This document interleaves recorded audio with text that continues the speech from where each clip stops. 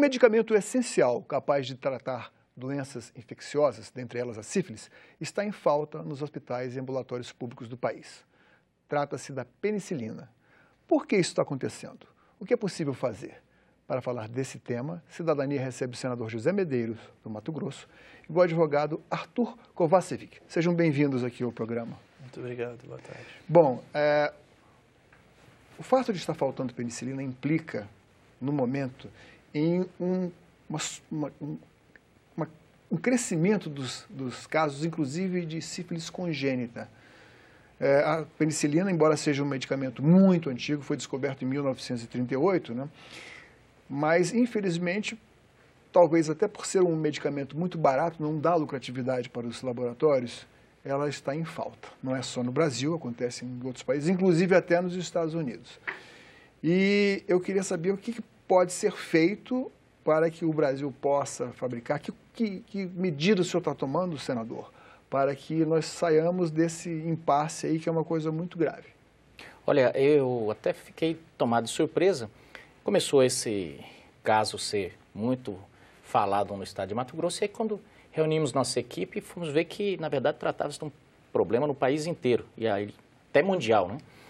E o que nós estamos fazendo é buscar informações dos órgãos competentes no Brasil, no caso, principalmente o Ministério da Saúde. Fizemos um requerimento, foi inclusive aprovado na Comissão de Direitos Humanos, para pegar as informações, se está faltando, está por quê, o que é que pode ser feito, justamente isso, a gente quer saber, porque não tem como um país continental desse ficar sem um remédio, se ele tivesse, por exemplo, temos um similar, mas o problema é que não tem nenhum outro princípio ativo aí que possa estar substituindo com eficácia que... No caso da sífilis, não. Exato. E é uma doença curável, perfeitamente curável. No Rio de Janeiro nós tivemos um surto, em um ano mais de 20% eu tenho o dado aqui, no Rio de Janeiro muitos casos ocorreram, 2.908 casos de sífilis congênita em 2015, num ano só, quer dizer, um acréscimo considerável. E você nota que não é que ela estava extinta, mas há muitos anos que a gente não ouvia falar de casos de sífilis, né?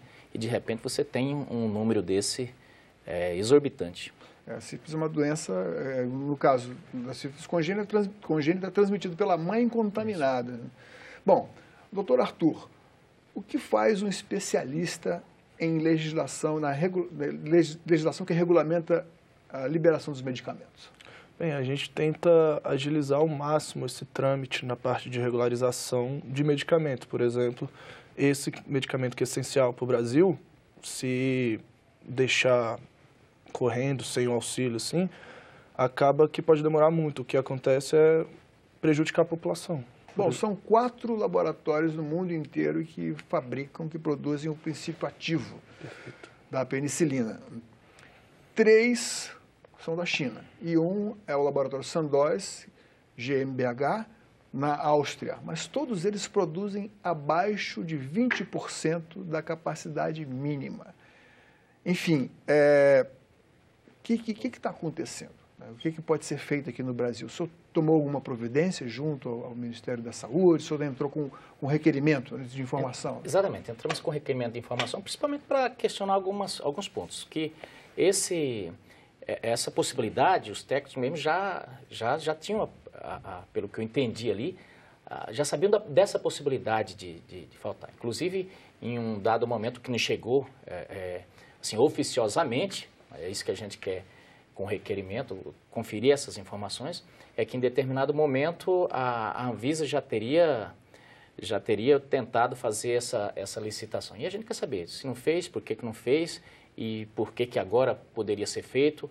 É esse tipo de coisa porque, de repente, nós queremos saber também se alguém foi responsável aqui no Brasil. Não queremos uma caça às bruxas, mas queremos com isso que não aconteça mais. Se alguém foi responsável por estar o país inteiro à mercê aí, sem a possibilidade de ter de forma mais rápida esse medicamento. Porque se a penicilina foi descoberta, inclusive em 1938, foi descoberta por acaso, não se pode dizer que faltar penicilina nos hospitais públicos, isso é falta de planejamento. Alguma coisa ocorreu. Que medidas podem ser feitas para regularizar o fornecimento do princípio ativo da penicilina aqui no Brasil? Bem, primeiro, é uma medida, regularizar a penicilina aqui tem interesse do público, lógico. Quanto antes isso chegar, mais a gente, com mais brevidade, a gente consegue erradicar esse problema. O que acontece é, que nem você falou, tem poucas empresas no mundo que fazem, 4 empresas no mundo, e fazem abaixo porque não é muito lucrativo. Então, eles não têm muito interesse. O que pode fazer aqui é estimular a produção nacional. Mas não tem... bom, agora eu vou falar como leigo. Claro. Enfim, o Brasil tem sido muito eficaz ao longo... Eu não estou falando de governo, estou falando do Brasil, o Ministério da Saúde como órgão estatal. Exemplar, em alguns casos, por exemplo, no tratamento público gratuito de doenças como a AIDS, Quebra por das exemplo. patentes. Pois exatamente, vou falar disso, quebra de patente. Não é possível quebrar a patente do princípio ativo, nesse caso? Ou a gente não tem a matéria-prima? É isso? Não tem a matéria-prima.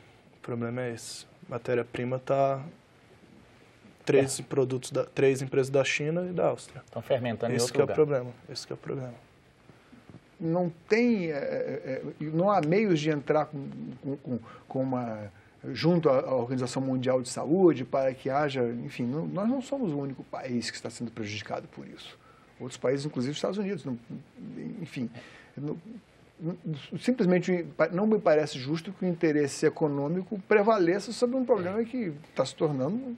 Exatamente, mas saúde pública. O que me parece é que nessa questão não é bem pela falta de oferta no mercado.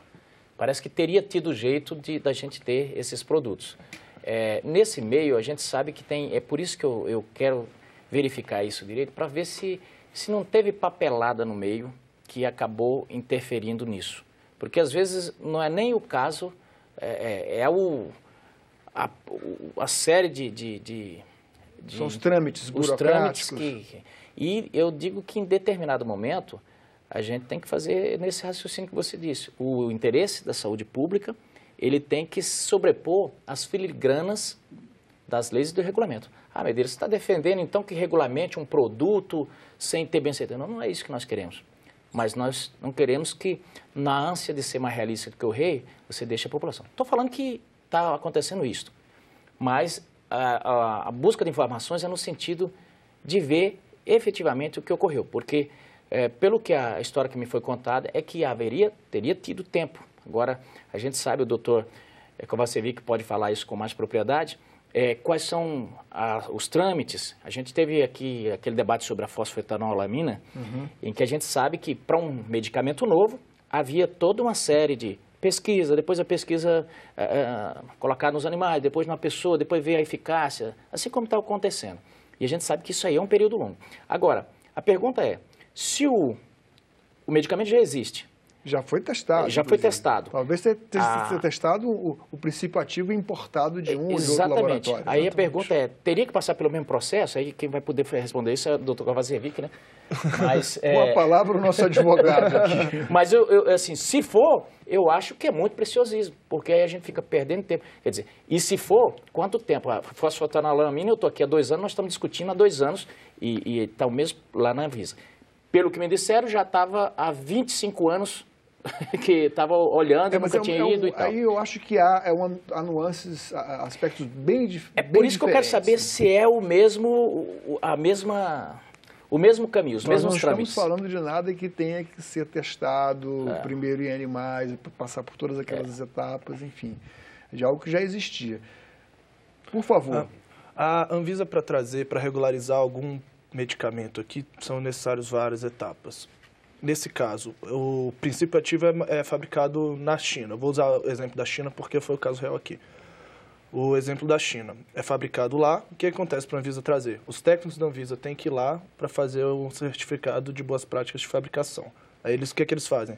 Eles analisam a fábrica, eles olham se está tudo de acordo com a regularização brasileira, voltam, fazem um relatório. Chega aqui, o que mais é preciso? Preciso fazer testes de eficácia, de eficiência, para ver se vai fazer algum mal para a pessoa. O que acontece? Um desses laboratórios da China, ele entrou com um pedido para regularizar aqui, a Anvisa foi lá, fez essa inspeção, fez os testes, e em algum momento esse medicamento não... Houve suspeição. O material foi colocado. Exatamente. Não só no Brasil, não só a Anvisa que falou isso, também países europeus detectaram algum problema nesse medicamento, também não foram aprovados lá. O que aconteceu então? Não trouxe esse princípio ativo, não veio para o Brasil, isso causou essa escassez no Brasil. Curiosamente não, mas alguns meses depois o pessoal viu que, nossa, vai acabar o medicamento aqui no Brasil. O que eles fizeram? O Ministério da Saúde trouxe esse medicamento em caráter de urgência. Foi esse mesmo que havia sido, entre aspas, condenado? Esse que não foi regularizado aqui, alguns meses depois, começaram a trazer em caráter de urgência. Por quê? Porque ia acabar.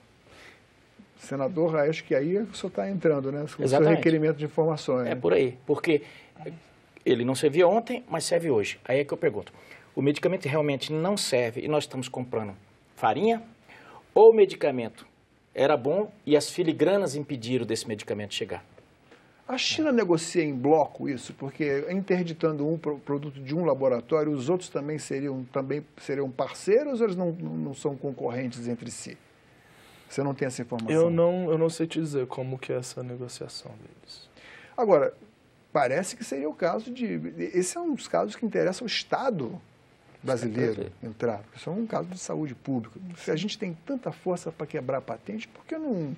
Eu acho que talvez precisássemos recorrer a um cientista, um pesquisador, para que nos informasse. Certamente o senhor vai pedir que venham pessoas capacitadas aqui na audiência pública. Né? Exatamente. E parece-me que existe algumas coisas que parecem com aquele...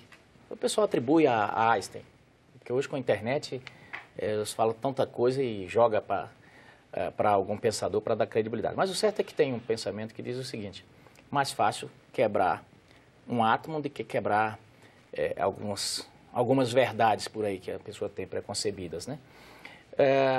E às vezes eu digo, talvez seja mais fácil quebrar uma patente do que quebrar algumas coisas que nós temos na burocracia do país. Então eu espero que não tenha sido esse o caso. Estou até torcendo. Eu sou totalmente a favor de que nós possamos cuidar da saúde. Ter os países que importam, por exemplo, carne nossa, eles mandam aos técnicos deles verificarem também aqui a questão da sanidade e tudo.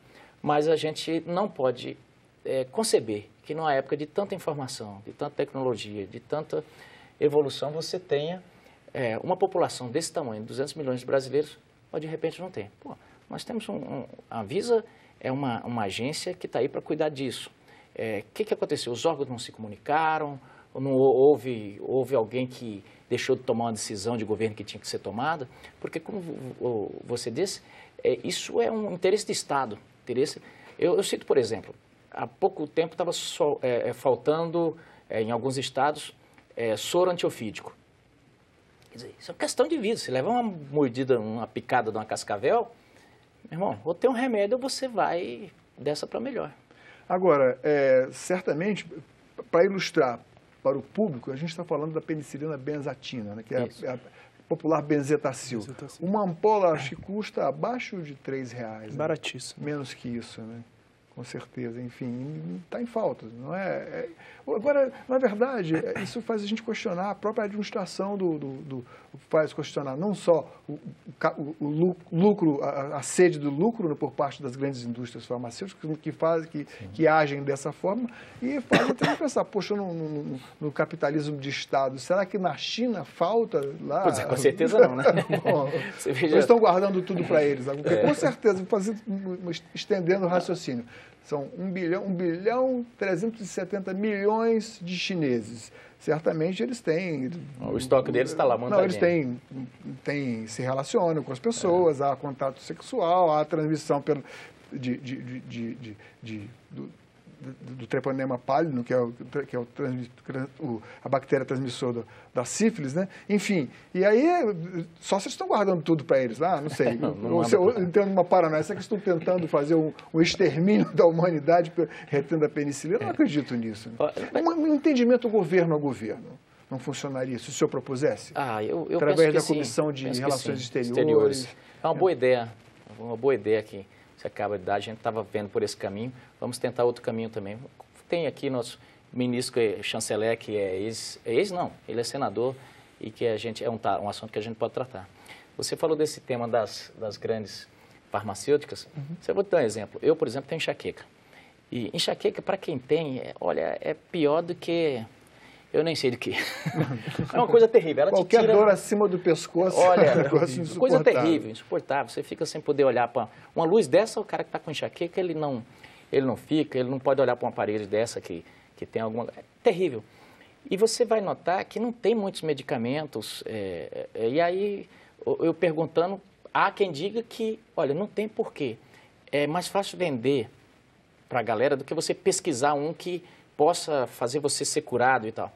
Então, assim, diz que um percentual de pessoas com enxaqueca no mundo é muito grande. Isso dá uma renda imensa. Por se for, é uma maldade sem tamanho, porque quem tem uma enxaqueca, ele não deseja nem por seu inimigo. Eu agradeço a presença de vocês aqui no programa. Espero que as autoridades tomem alguma providência, espero estar, inclusive, presente à audiência pública em que o senhor está requisitando que venham as autoridades do Ministério da Saúde, da Anvisa, para dar informações a esse respeito e que a gente consiga dar uma resposta, né? A gente não, que os senhores consigam dar uma resposta à sociedade, porque são mulheres, são crianças que podem enfrentar problemas seríssimos e o medicamento é tão efetivo e tão barato, né? Puxa vida. Eu nunca pensei que eu ia estar defendendo a Besotacil algum dia. Quando eu tinha 6 anos, eu morava na roça, e uma vaca me pegou, me atropelou, né? E quebrou essa arcada toda. Imagine na roça, né? Fomos para o médico e ele mandou um coquetel, 7 Besotacil. Imagine. Dói. E meu pai era quem aplicava. Só que ele aplicava em vaca, né, os remédios. O senhor sabe aplicar injeção? Sei. Então colocava aquele estojo de vidro dentro, né, para desinfetar, aquela coisa toda. E pá, rapaz, fiquei traumatizado até hoje. Aí ele diz assim, nem vai doer, né? Não, bom, nem vai doer. Muito obrigado pela presença de vocês. Eu que agradeço. Esse programa já está disponível no nosso site, senado.leg.br/TV. E você, o que achou? Nós queremos conhecer a sua opinião. Qual assunto você gostaria que a gente discutisse aqui no Cidadania? Ligue 0800 61 2211. Mande um WhatsApp para 61 999 66 16 16. Obrigado pela companhia e até a próxima.